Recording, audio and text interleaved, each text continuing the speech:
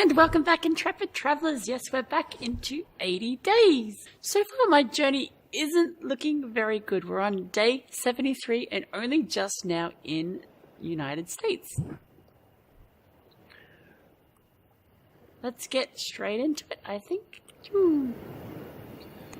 So we have to take some of the trains. A long way. Arrives Monday and departs tomorrow. So yes, we're definitely going to get that one. So what time was it? 5 p.m. Sweet. Let's hunker down for the night and then we'll check the markets and do some stuff.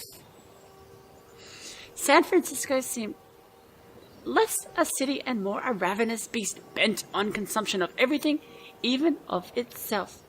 Within the ever-expanding city limits, enormous steam-powered drills and diggers. The building works made it tricky. Enormous steam-powered drills and diggers flattened hills, straightened roads, reformed neighborhoods, and dumped the resulting rubble stone into Mission Bay. I headed towards Chinatown to eat. It was a warren of crowded wooden and brick houses, temples, businesses, herbalists, laundries, and market stalls selling fruit and flowers.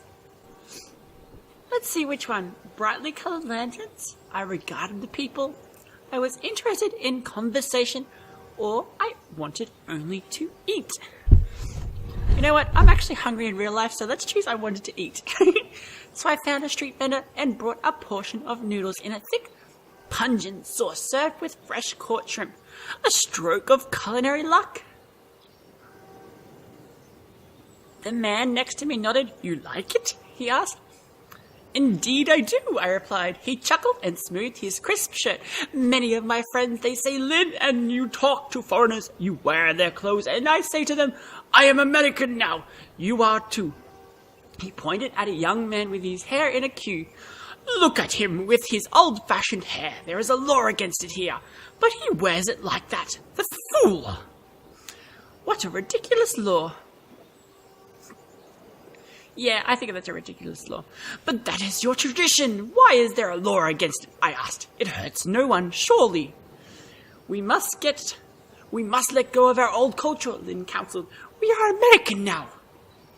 "But you are Chinese American." "Yeah, but you are Chinese American," I disagreed. "Why should you give up everything for the American dream?" Indeed, indubitably. So let's fast forward a little bit. Get to the market. Nice. Sell that.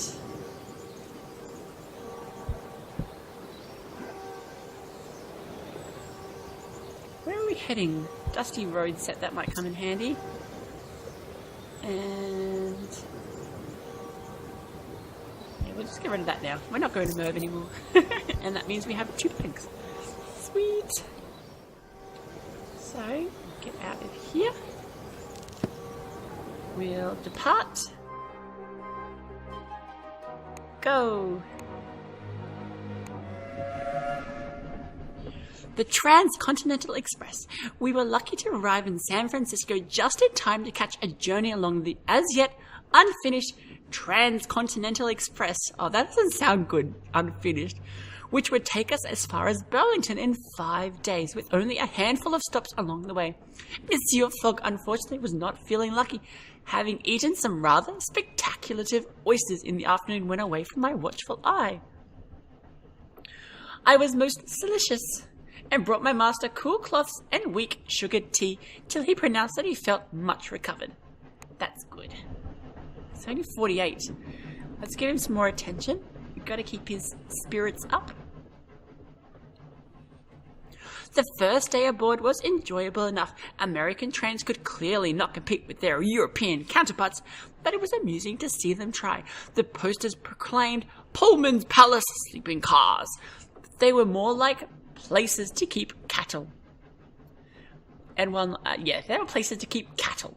We sipped cool beer as we rattled through a long stretch of desert in the shadow of tall mountains. I gazed at the window. Let's keep attending to Fogg and his delicate stomach, which was not entirely better today.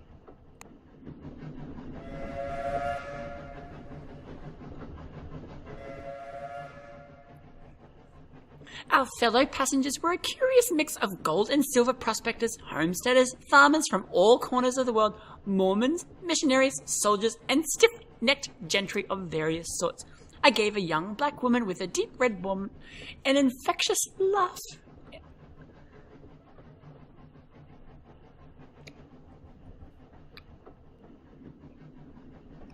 I think we've had enough of the love guru stuff, so let's just give her a nod of greeting. We lost our one love. Her name was Diana. I am meeting my husband in Chien, she told me. He did construction work in New York, but New York isn't safe anymore. We have enough money to move now. Why isn't it safe? I queried innocently, having only the broad strokes of American news and history. You did not hear the draft riots in Europe? She asked wonderingly. New York has always had Confederate sympathies, and when the Union began drafting New Yorkers, they rioted. They killed and burned black homes. My husband has never felt safe since, but now we're moving to Chien. She smiled, nearly glowing with happiness. Where else can one go but New York? I asked, thinking of our journey ahead. New Orleans, she replied. You can take the paddle boat down the Mississippi from Burlington, she laughed, though New Orleans is dangerous in its own way. We talked a little more and the afternoon wore into evening, and we passed by Ogden, close to Salt Lake City. We watched as passengers disembarked, glimpsing fertile fields and well-tended ranches out the windows of the train. Cool. Yeah, that goes well out of the way. We want to keep going straight. There you go, Foggy Fog. Monsieur Fog! There you go, Monsieur Fog! Today, a fellow with a painful trim mustache and impeccable suit approached me outside the lavatory. I made my way so we could pass. Yeah, we don't want to talk to him. But he extended a hand to me. I am Felix Granger, he said. You are a puzzle. I was flattered. Okay, flattered, why not? Monsieur, moi, humble hospital. I am no more a puzzle than the sun's rise in the east. Truly, I am the simplest of men. Oh no, do tell me how you came to be on the Transcontinental. Thereby hangs the tale, I can tell, good sir. It seemed a probing question. He was merely interested in me and my adventures. I saw no reason not to enlighten him in great detail. His eyebrows raised higher and higher during my recitation. Then, he said unsure, this is your first time in America? Oh, yes. I grinned. A very strange place you will allow, monsieur. He seemed surprised. Are we so strange? He stroked his trim mustache. Maybe we are that, by God.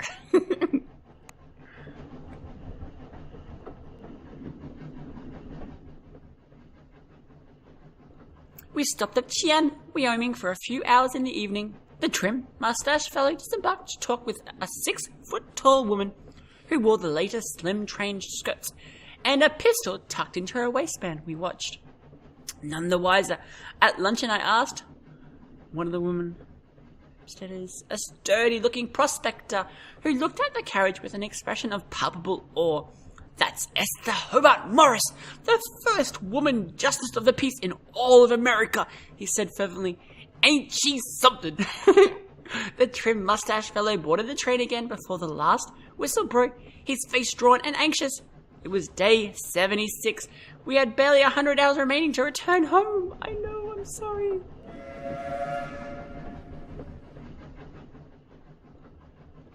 We were held up by outlaws. They dragged tree trunks over the line and forced the train to a halt before boarding, brandishing pistols and sabers. They went carriage to carriage, demanding valuables. I looked at my master, who had a certain glint in his eye and did not doubt that he wished a peaceful to resist these outlaws. Yeah, let's resist them. We're already late. Being a man with the deepest respect for the law, the lead bandit fired his gun into the air. The name, he declared, is Jesse James. Oh, Jesse James. Awesome. Now you give me everything you've got. The saber lifted to my throat. I handed over my wallet. What else could I do? At least I did not keep all of our money in the same purse. Monsieur James smiled a toothy smile and tossed me £10 back in return. Buy yourself new shoes with that, he said, as he proceeded to also steal my shoes. The saber point moved on. Now is Monsieur Fogg's neck. What about you? You look good for it. I dreaded what Monsieur Fogg's responsibility. I stayed silent, allowing my master to handle the threat however he saw fit. Monsieur Fogg cleared his throat. I would trouble you to lower your sword, he said. I listened, fearful. You'd trouble me, would you? Jesse James replied. Somehow I doubt you would. Monsieur Fogg stiffened a little. His eyes narrowed. I could see he was about to do something terribly rash. I watched carefully. Monsieur Fogg was standing stiff as a post, the sword point directly on his Adam's apple. I have boxed for my county, he declared. I covered my eyes. I could not watch just at that moment. A group of soldiers headed by the trim mustached fellow stormed aboard our carriage, pistols drawn.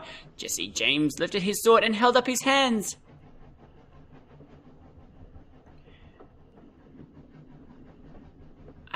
Jeered. I watched curiously as he was led away by the agents. Then the steam engine restarted. And we were soon on our way, not much worse for wear, although our valuables were impounded as evidence. We did not have the time to wait for the case to come to trial, but the officers compensated us a little to the tune of over £1,000. Nice! A kind fellow passenger gave me a spare pair of shoes, and a few hours later we reached Burlington. We disembarked, grateful to have arrived in one piece. Yeah, they didn't go down too much, which is good. Alright, market. What can we sell? We don't have anything to sell. We've got the cap. And I probably don't need the Urban Traveller set anymore, so let's get the Railway Whistle.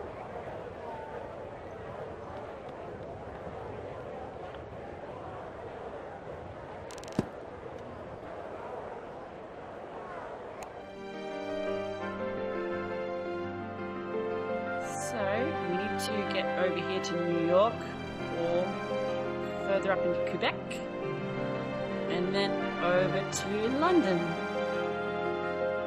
I don't think we're going to have enough money though, but we'll go to New York and that way we can actually get some money out from the place, the bank. So let's explore first. There's no explore. Well, that kind of sucks. So it looks like we have to go down to New Orleans.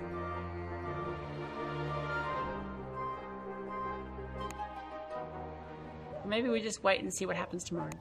Hotel.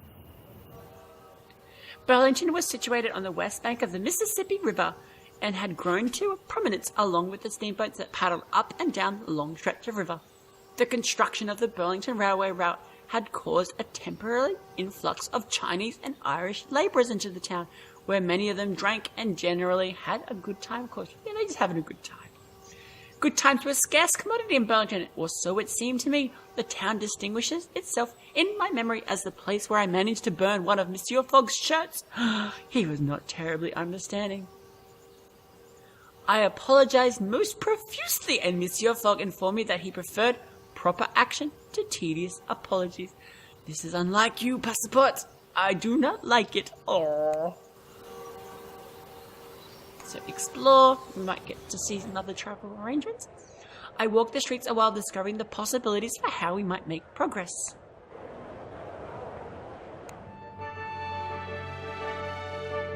There is no way we can make progress. Fine. That is annoying.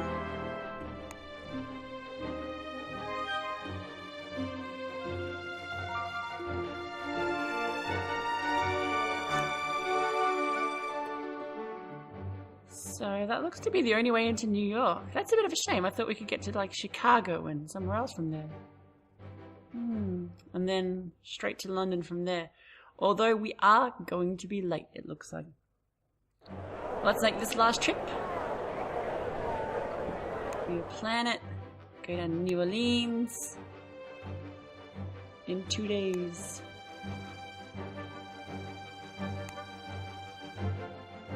£800 tomorrow.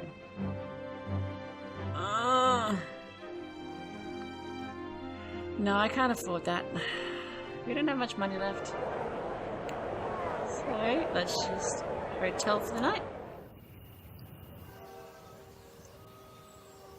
We passed an anxious night with our 80-day deadline looming. Every sunset seemed to carry extra weight. As night fell, I helped the kitchen staff to clean, earning £64. And we have to hotel one more, don't we?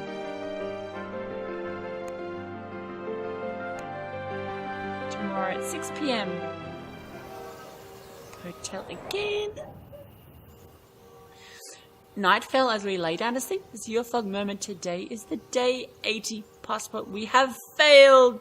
Do not lose heart, I advised him. Indeed not, he agreed. We must still return home, and as fast as possible." Aww. Embark. Go. We boarded the Dark Queen, a twin-decked 6-boiler stern wheeler bound for New Orleans. The Mississippi was famed for the luxury of her steamboats, but also for their unfortunate tendency towards catastrophic boiler explosions. I felt lucky, come on, though, and quite certain that nothing ill would befall us on our journey to Crescent City. We were certainly due a good turn, were we not?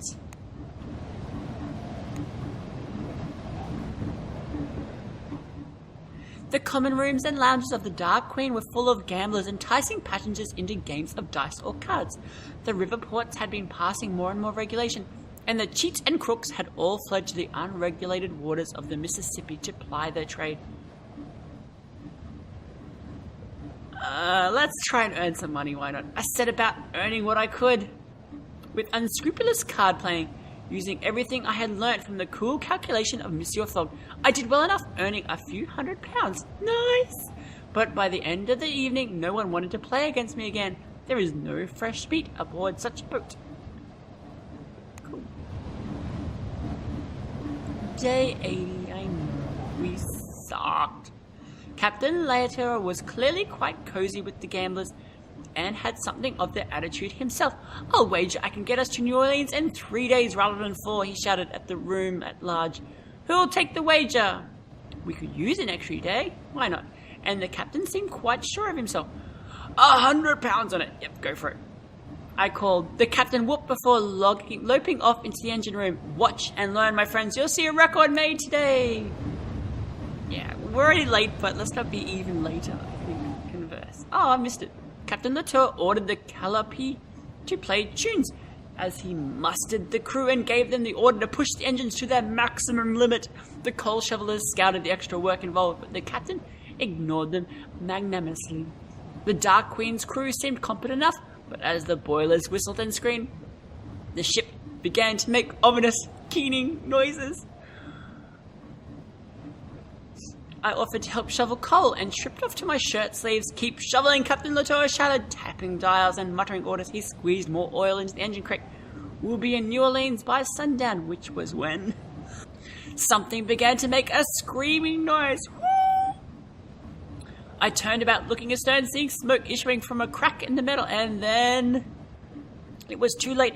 The rear boiler exploded. The entire ship seemed to shudder and convulse as the sailors screamed and wept and burned. It was hell, in the literal rather than metaphysical sense, and I was right in it. We did not reach New Orleans that day, and I wondered if we ever would. Oh!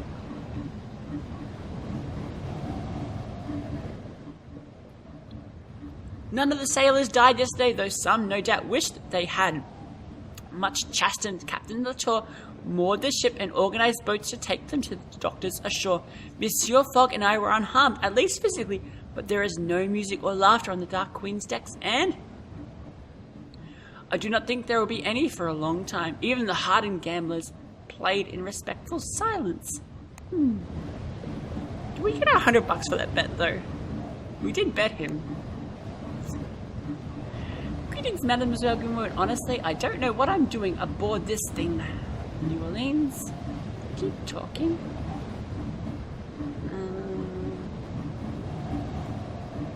Miami? Probably, but buyers will pay well from top hats from Miami. Harmless. New Orleans to Dallas? Houston. Havana.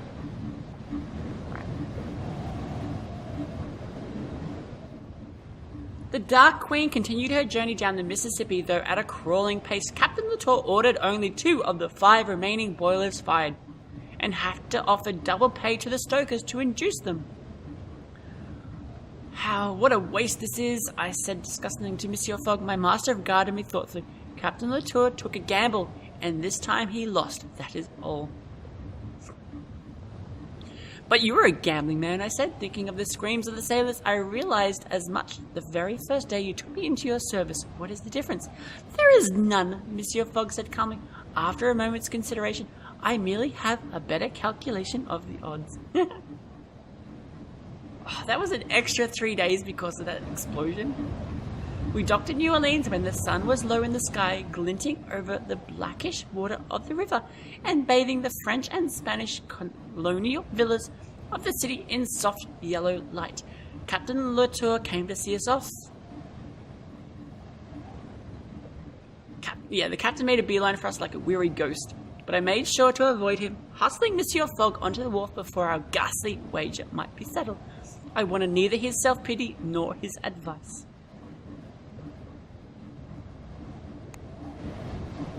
And we are in New Orleans. I think, though, we will leave it there for today. Thanks, everybody, and I will see you next time. Adios!